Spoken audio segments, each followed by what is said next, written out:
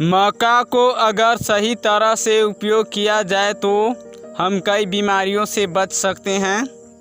मक्का के अंदर खनिज, आयरन, प्रोटीन भरपूर मात्रा में पाया जाता है। पथरी, प्रमेह, प्रदर, धातु रोग, मूत्र संबंधित विकार आदि रोगों को ठीक करता है। आज हमारे समाज में यह धारणा बन गया है कि दवा सुंदर डिब्बा और पैकेटों में होता है, लेकिन प्राचीन काल में ऋषियों ने बताया है कि हमारे आसपास में पाए जाने वाले पौधा एक औषधि है, जो हमारे आंगन में है, जो हमारे रसोई में है, वह भी एक औषधि है।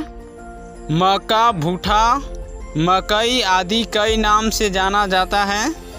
मक्का यानी क्रॉन, संस्कृत में इसे महाकाया कहा गया है। बंगाली में इसे भुटिया कहते हैं। जोनर, गुजरात में मकई, मकरी आदि नाम से जाना जाता है। दोस्तों, आप कमेंट कर बताएं आप इसे किस नाम से जानते हैं। चलिए दोस्तों, जानते हैं मकई के खाने का फ़ायदा और नुकसान क्या क्या हैं। मक्का को हम भोजन के रूप में प्रयोग करते हैं। यदि इसका प्रयोग सही तरह से करें तो यह औषधि बन जाता है। अगर औषधि को सही तरह से प्रयोग नहीं करें तो वह भी हानि पहुंचाता है। मक्का के अंदर प्रचुर मात्रा में प्रोटीन होता है।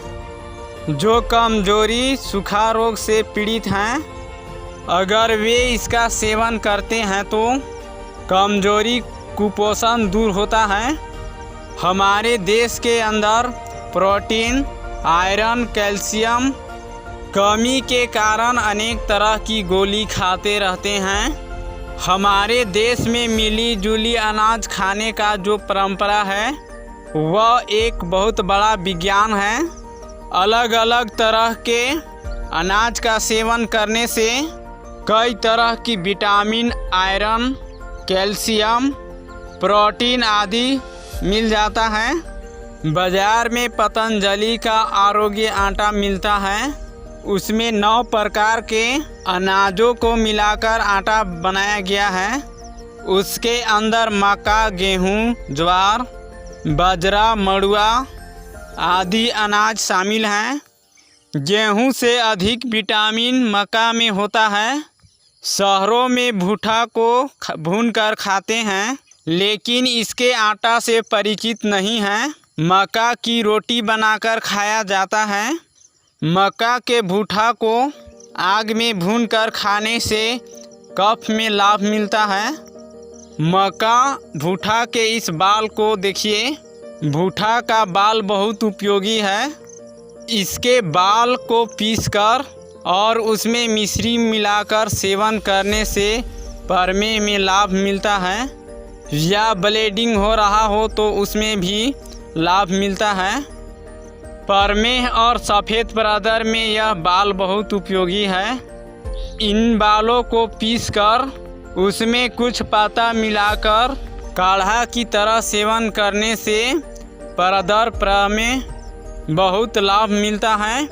जिनको मूत्र संबंधित विकार हो, रुक रुक कर पेशाब आता हो, पेशाब में जलन हो, भुट्टा के इन बालों को पीसकर उसमें थोड़ा मिश्री मिलाकर सेवन करने से मूत्र संबंधित विकार दूर हो जाता है।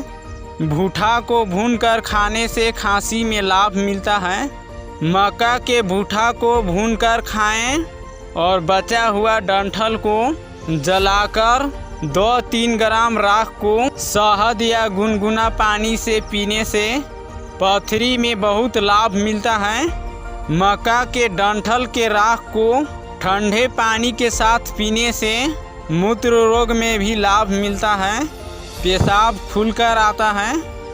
मक्का की भुट्टा को भूनकर खाने से हृदय यानी किडनी के लिए बहुत लाभकारी है।